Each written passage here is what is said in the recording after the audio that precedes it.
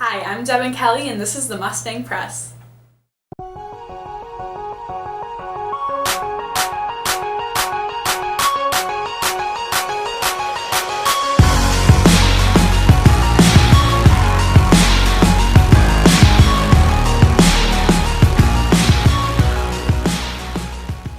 "17-year-old Leila Alcorn, a transgender teenager from Kings Mill, Ohio, committed suicide on December 28th.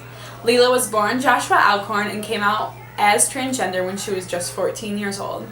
The Ohio Highway Patrol said that Alcorn was hit by a trailer truck on Interstate 75, and they believe that it was a possible act of suicide.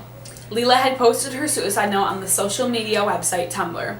In the letter, she showed frustration towards her parents because she did not believe they supported her in her decision to come out. Her letter was a plea for a change in society to be more accepting. Tonight, a Warren County teen's suicide is gaining nationwide attention. It's stirring a movement of sorts, with some now demanding greater acceptance of transgenders. Joshua Alcorn was born a boy, but wrote in her suicide note that she was a female and wanted to be referred to as Leila. The 17-year-old blamed her death on her parents' failure to accept her gender identity and sexuality. 9 on Your Side's Jason Law spoke to her family and friends about Leila's devastating suicide note. Jason? As a rule, we generally do not cover suicides unless there are mitigating factors, like if the suicide was in a public place or the result of bullying or discrimination. According to Leila's suicide note posted on the blog website Tumblr, she ended her life because she couldn't gain acceptance from her own family. 17 years ago, Joshua Alcorn's birth certificate listed her as a boy. But her suicide note says she knew she was a girl from a very young age. She wanted to be known as Leila. One day he finally posted on Facebook that, like, hey, I'm coming out, you know, like, this is me, this is who I am.